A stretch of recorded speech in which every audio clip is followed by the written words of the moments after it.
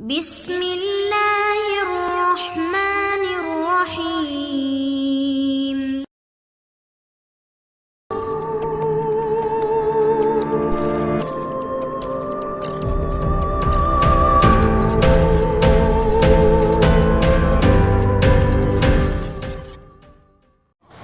السلام علیکم دوستو، آصف نگری ناول بائے ایم اے راحت۔ اگر آپ نے ابھی تک ہمارے چینل جاسوسی دنیا کو سبسکرائب نہیں کیا تو سبسکرائب کریں اور بیل آئیکن پر کلک کیجیے۔ میرے سوال کا فوراً ہی جواب نہ دینے کا مطلب یہ تھا کہ کوئی ایسی بات ہے ان کے ذہن میں جس نے انہیں ایک لمحے کے لیے خاموش کر دیا ہے۔ تھوڑی دیر تک وہ خاموش رہے، پھر بولے، تائی کی شخصیت پراسرار ضرور ہے، کچھ ہے ان کے پاس، کیونکہ بات اسی وقت زبان زدہ عام ہوتی ہے جب تک اس میں کچھ نہ کچھ اصلیت ضرور ہو۔ میں ایک دن اچانک ہی ان کے کمرے میں چلا گیا تھا، حالانکہ اس طرف جانے کی بالکل اجازت نہیں تھی۔ میں نے جان بوجھ کر یہ قدم اٹھایا تھا۔ زیادہ سے زیادہ میں نے یہی سوچا تھا کہ تائی مجھے ڈانٹ لیں گی۔ ویسے میرے ساتھ ان کا رویہ ضرورت سے کچھ زیادہ ہی اچھا چل رہا ہے۔ اس وقت میں نے دیکھا کہ وہ کمرے کے وسط میں بیٹھی ہوئی ہیں۔ ان کے جسم پر زرد رنگ کا ڈھیلا ڈھالا لبادہ تھا اور ان کے سامنے دو کالے رنگ کے سانپ کنڈلی مارے بیٹھے ہوئے تھے۔ تائی اماں کی آنکھیں بند تھیں، لیکن وہ ہونٹوں میں کچھ بدبدا رہی تھیں جو میری سمجھ میں بالکل نہیں آیا۔ ان سانپوں کو دیکھ کر میں ایک لمحے کے لیے خوفزدہ ہو گیا۔ پہلے تو میرا دل چاہا کہ چیخ مار کر تائی کو ان سانپوں کی موجودگی سے آگاہ کر دوں، لیکن سانپ جس انداز میں بیٹھے ہوئے تھے وہ انداز ایسا تھا جیسے کوئی مرید اپنے مرشد کے سامنے سر جھکائے بیٹھا ہو۔ لیکن پھر اچانک ہی تائی نے آنکھیں کھول کر مجھے دیکھا، اور سب سے پہلے انہوں نے ان دونوں سانپوں پر ہاتھ مارا۔ انہوں نے ان کے پھن مٹھیوں میں لے لیے اور انہیں اپنی پشت کی طرف کر لیا۔ وہ پریشان نگاہوں سے مجھے دیکھ رہی تھیں۔ میں نے جلدی سے آگے بڑھ کر کہا، کیا ہو گیا تائی جان، خیریت؟ وہ میں دراصل آپ کے پاس۔ میں نے جملہ ادھورا چھوڑ دیا۔ تائی کی آنکھیں شعلہ بار ہو گئی تھیں۔ وہ اس قدر خونی نگاہوں سے مجھے دیکھ رہی تھیں جیسے مجھے ہلاک کر دیں گی، اور میں حیرت سے یہ دیکھ رہا تھا کہ انہوں نے دونوں سانپوں کے پھن اپنی مٹھیوں میں کر کے پیچھے تو کر لیے تھے، لیکن سانپ اتنے چھوٹے نہیں تھے کہ وہ پوری طرح چھپ جاتے۔ ان کے پھن تو چھپ گئے تھے لیکن باقی بدن نظر آ رہا تھا۔ پھر آہستہ آہستہ سمٹ کر وہ تائی کے پیچھے ہو گئے، اور پھر چند ہی لمحوں کے بعد وہ اٹھ کھڑی ہوئیں اور انہوں نے انگلی اٹھا کر کہا، بیٹے باہر کی دنیا سے آئے ہو، وہیں پیدا ہوئے ہو اور وہیں پلے بڑھے ہو۔ میں نہیں جانتی کہ وہاں کے لوگوں کا رہن سہن کیا ہے، لیکن کسی کے کمرے میں جب داخل ہوتے ہیں تو دستک ضرور دے دیا کرتے ہیں۔ تائی جان، غلطی ہو گئی مجھ سے، میں معافی چاہتا ہوں، میں نے کہا، اور میری درزیدہ نگاہیں اس کے عقب میں بھٹکنے لگیں، لیکن وہاں اب سانپوں کا کوئی وجود نہیں تھا۔ جاؤ، میرے کمرے میں آنے کی اجازت کسی کو نہیں ہے، بلکہ بعض اوقات میں اجازت سائرہ کو بھی نہیں دیتی۔ درس و تدریس کے سلسلے میں مجھے جو تیاریاں کرنی پڑتی ہیں، ان میں میرے موکلوں کی مدد شامل ہوتی ہے، اور موکل کسی کے سامنے نہیں آتے۔ جاؤ باہر ڈرائنگ روم میں جا کر بیٹھو، میں آتی ہوں۔ انہوں نے یہ سب کچھ نرم لہجے میں کہا تھا، لیکن ان کے لہجے میں جو آگ تھی اور اس تپش کو میں اپنے آس پاس تک محسوس کر رہا تھا۔ بہرحال میں باہر نکل آیا، لیکن یہ سوچ میرے ذہن میں سما گئی کہ تائی کی شخصیت بہت پراسرار ہے۔ ویسے بھی انہوں نے یہ بات کبھی نہیں چھپائی کہ وہ عامل ہیں اور کئی موکل ان کے قبضے میں ہیں۔ بعد میں نے ایک بار پھر ان سے پوچھنے کی کوشش کی، تائی جان، اس دن ابھی میں نے اتنا ہی کہا تھا کہ انہوں نے ہاتھ اٹھا کر مجھے خاموش کر دیا۔ پھر بولی، دیکھو بیٹے، انسان کو ہر حالت میں ایک حد رکھنی چاہیے۔ تمہیں میرے ان عوامل کے بارے میں کچھ بھی کبھی بھی نہیں پوچھو گے جو تمہاری سمجھ میں نہ آئیں، سمجھے؟ پھر بھائی جان، آپ نے سب کچھ اپنی آنکھوں سے دیکھ لیا، یہ تائی جان کس معیار کی خاتون ہیں؟ دیکھو، اگر تم مجھے خوفزدہ کرنا چاہتے ہو شہاب، تو میں کبھی خوفزدہ نہیں ہوں گا، وہ چاہے کتنی ہی بڑی شخصیت کو نہ ہو۔ میں صرف یہ معلوم کرنا چاہتا ہوں کہ میرے پاپا کی موت میں ان کا ہاتھ ہے یا نہیں۔ ٹھیک ہے؟ میں نے ایک گہری سانس لی، پھر بولا، یہ نادر خان بھی کئی دن سے بالکل خاموش ہیں، کوئی بات نہیں کی انہوں نے۔ میں تمہیں ایک مشورہ دوں شہاب، تم ان سرگرمیوں میں زیادہ نہ پڑو۔ تائی نے مجھے یہ آفس دیا ہے، میں یہاں بیٹھتا ہوں۔ وہ سیٹ دیکھ رہے ہو دوسری طرف؟ ہاں ہاں، وہ سائرہ کی ہے۔ اس کا مطلب ہے کہ سائرہ بھی آپ کے ساتھ ہی رہا کرے گی؟ یار کوئی حرج نہیں ہے، کسی غلط انداز میں مت سوچنا۔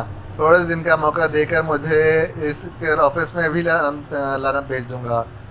مجھے تھوڑے دن کا موقع دو تو میں اس دفتر پر بھی لعنت بھیج دوں گا، اور باقی لوگوں پر بھی۔ تائی کے بارے میں بس کچھ پتہ چل جائے، اور اگر وہ بے گناہ ثابت ہوئی تو پھر صاحب بری بات ہے کہ ہم ان سے نہ ملیں، وہ بیچاری ہمارا کیا بگاڑ لیں گی۔ ٹھیک ہے بھائی جان، آپ مجھ سے زیادہ سمجھدار ہیں، حالات کو زیادہ بہتر طریقے سے سمجھتے ہیں، میں نے جواب دیا۔ پھر کافی دیر تک میں اس آفس میں رہا۔ غضب کی ڈیکوریشن تھی۔ بھائی جان نے ایک بار بھی مجھ سے نہیں کہا تھا کہ اس آفس میں میری میز کہاں ہوگی۔ اسی رات جب میں نے ماما سے اس آفس کا تذکرہ کیا اور ساری تفصیل بتائی تو ماما بھی انگشتیں بدندہ رہ گئیں، بہت دیر تک سوچتی رہیں، اور پھر انہوں نے خود ہی سرفراز بھائی سے کہا، سرفراز بیٹا بچا لو گے خود کو ان سے؟ ماما آپ کے بیٹے اب 6 سال کے نہیں ہیں، دنیا کو خاصا دیکھ چکے ہیں، پھر بھی بیٹے مجھے خوف آتا ہے۔ اچھا ایک بات بتاؤ، کیا شہاب بھی تمہارے ساتھ ہی بیٹھیں گے؟ ماما اس آفس میں مجھے رہنا نہیں ہے، میں نے تائی کو پورا موقع دیا ہے کہ وہ ہم پر اپنے جال ڈالیں۔ اب جب آپ کو ساری باتیں معلوم ہو گئی ہیں تو میں آپ کو بتا دوں کہ کھلم کھلا یہ بات میرے سامنے آ چکی ہے کہ تائی اپنی بیٹی سائرہ کو مجھ پر مسلط کرنا چاہتی ہیں تاکہ ہم لوگ بھی ان کی ٹولی میں شامل ہو جائیں۔ ویسے مجھے یقین ہے ماما کہ انہیں ہماری تمام تر جائیداد وغیرہ کے بارے میں معلوم ہو چکا ہے، لیکن میں آپ کو صرف ایک بات کا یقین دلانا چاہتا ہوں، اور وہ یہ کہ ہمارے اصل کاغذات کا دفتر میں کوئی نام و نشان نہیں ہوگا۔ ہم بھی تو آخر تھوڑی بہت عقل رکھتے ہیں، خدا تمہیں مزید عقل دے بیٹا۔ آپ مطمئن رہیں ماما، آپ بالکل مطمئن رہیں، سرفراز بھائی نے تسلی دینے والے انداز میں کہا، اور ماما خاموش ہو گئیں۔ نہ جانے کیوں بے چینی کی ایک لہر میرے دل میں بھی اٹھی تھی۔ تائی کے پراسرار کردار کے بارے میں مجھے بھرپور علم تھا، ظاہر ہے جو کچھ وہ تھی وہی ان کی بیٹی بھی ہو سکتی تھی۔ سائرہ کو بھی میں بہت قریب سے دیکھ چکا تھا، موصوفہ نے ایک دم چولہا بدل دیا تھا۔ یقیناً سرفراز بھائی اور ان دونوں کو میرے مقابلے میں ترنے والا نظر آئے ہوں گے، لیکن سرفراز بھائی بڑے اعتماد سے اپنا کام کر رہے تھے، اور بقول ان کے انہوں نے سائرہ کی قربت صرف اس لیے حاصل کی تھی کہ تائی تک پہنچنے کا موقع مل جائے اور انہیں صحیح صورتحال کا اندازہ ہو جائے۔ نادر خان سے کئی دن سے ملاقات نہیں ہوئی تھی، اور کوئی ایسا قابل ذکر واقعہ بھی پیش نہیں آیا تھا جسے کوئی اہمیت یا کوئی مقام دیا جائے۔ گھگڑ سے رائس مل کے مینیجر کا فون موصول ہوا۔ اس نے کہا تھا کہ نئی فصل کا چاول آ رہا ہے، اس کے بارے میں کچھ فیصلے کرنے ہیں۔ ہماری زمینوں پر چاول کی فصل بہت اچھی ہوئی تھی، اور پچھلے دنوں اس فصل کے کٹنے کی اطلاع ملی تھی۔ دعوت بھی دی گئی تھی کہ ہم آ کر فصل دیکھ لیں، لیکن ان دونوں یہاں کام ہو رہا تھا، اور میں سرفراز بھائی دونوں ہی اپنے اپنے کاموں پر مصروف تھے۔ سرفراز بھائی کے مشورے پر ہی میں کیسر خان کے ساتھ گھگڑ چل پڑا۔ سرفراز بھائی نے مجھے اپنی گاڑی دے دی۔ یہ فیصلہ بھی کیا گیا تھا کہ ایک اور گاڑی لے لی جائے تاکہ سرفراز بھائی اپنے کام میں مصروف رہیں اور میں اپنے کام میں۔ الغرض کیسر خان کے ساتھ گھگڑ چل پڑا۔ اچھی جگہ تھی، تھوڑا سا گاؤں تھوڑا سا شہر۔ رائس مل کے مینیجر نے ہماری رہائش کے لیے بہت اچھا بندوبست کیا تھا۔ ایک خوبصورت سی عمارت میں جو غالباً مینیجر ہی کی ملکیت تھی، میرے قیام کا بندوبست کیا گیا تھا۔ کیسر خان کو بھی اس عمارت میں ایک کمرہ دے دیا گیا تھا جو نیچے کی منزل میں تھا۔ اوپر کی منزل سے کرب و جوار کے مناظر بہت اچھے نظر آتے تھے۔ چاول کی جس فصل کے بارے میں مینیجر نے ہمیں اطلاع دی تھی، اس سے ہمارے کئی گودام بھرے ہوئے تھے۔ رات کو 12:30 بجے تک مینیجر مل کے مختلف امور کے بارے میں گفتگو کرتے رہے، پھر انہوں نے اجازت چاہی اور مجھے الوداع کہہ کر کمرے سے باہر نکل گئے۔ میں نے کپڑے بدلے اور بستر پر لیٹ کر گزرے واقعات پر غور کرنے لگا۔ اتنی ساری زمینیں، جائیداد، رائس مل، پلازے، پاپا نے اتنا کچھ چھوڑا تھا ہمارے لیے کہ اسے سنبھالنے کے لیے بھی کافی وقت درکار تھا۔ سوچتے سوچتے اچانک میری نگاہ کمرے کی کھلی ہوئی کھڑکی پر پڑی، اور ایک لمحے کے لیے میرا دل اچھل کر حلق میں آ گیا۔ وہی پراسرار آنکھیں، انسانی آنکھیں جنہوں نے پہلی بار اپنے کمرے میں نے دیکھا تھا۔ یہ وہی چمگادڑ تھی جس نے میرا یہاں استقبال کیا تھا۔ ابھی میں کسی قدر وحشت زدہ نگاہوں سے اس چمگادڑ کو دیکھ ہی رہا تھا کہ اچانک وہ کھڑکی سے اندر داخل ہو گئی۔ میں گھبرا کر بستر سے اٹھ گیا۔ آج اس چمگادڑ کی آنکھوں میں سفیدی کی بجائے خون جیسی سرخی لہرا رہی تھی۔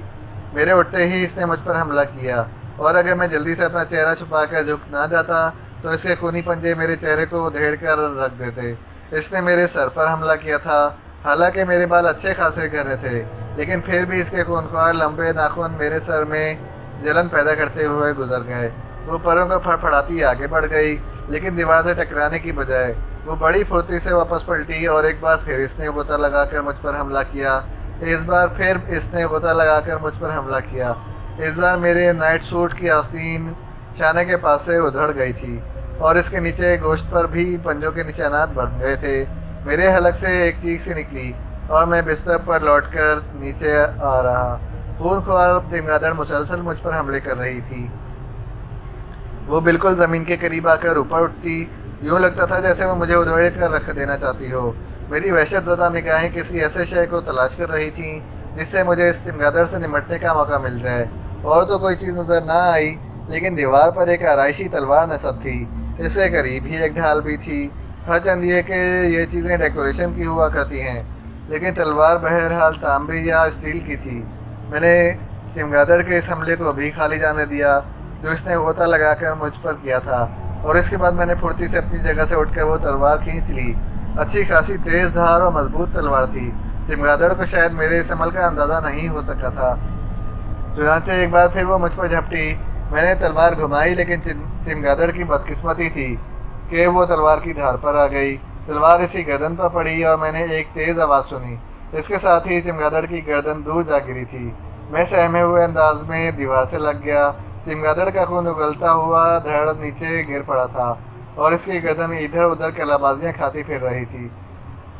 اچانک ہی میں نے ایک اور منظر دیکھا۔ چمگادڑ کا بدن پھیلتا جا رہا تھا۔ اس کے ہاتھوں پیروں میں تشنج سا ہو رہا تھا اور ہاتھوں پیروں کی لمبائی بڑھتی جا رہی تھی۔ میں اس منظر کو دیکھتا رہا۔ میرے حواس گم ہوئے جا رہے تھے۔ چمگادڑ کا بدن پہلے بلی کے برابر ہوا، پھر اس سے بھی بڑھا اور بڑھتا ہی چلا گیا۔ مجھے یہ سب کچھ ایک خوفناک خواب کے مانند محسوس ہو رہا تھا۔ دیکھتے ہی دیکھتے چمگادڑ کے جسم نے انسانی شکل اختیار کر لی۔ تبھی میری نگاہ اس کے بدن کے دوسرے حصے یعنی اس کی کٹ جانے والی کھوپڑی پر پڑی، اور ایک بار پھر میری آنکھوں میں اندھیرا چھانے لگا۔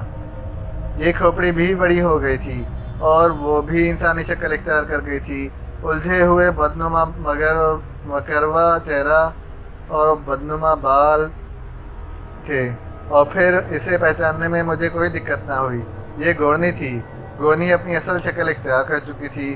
اس کا دھڑ اس کی گردن سے کوئی 4 فٹ کے فاصلے پر پڑا ہوا تھا، اور اب وہ ایک مکمل بدن اختیار کر گیا تھا۔ اور پھر اچانک ہی میں نے اسے اٹھ کر بیٹھتے ہوئے دیکھا۔ مجھے پہلی بار احساس ہوا کہ میں بہت ہی مضبوط اعصاب کا مالک ہوں، اور کوئی بھی چیز مجھے ہوش و حواس سے عاری نہیں کر سکتی، ورنہ یہ بھیانک منظر تو دل کی حرکت بند کر دینے کے لیے کافی تھا۔ گورنی اٹھ کر بیٹھ گئی۔ اس کے ہاتھ ادھر ادھر ٹٹول رہے تھے جیسے وہ کسی چیز کو تلاش کر رہی ہو۔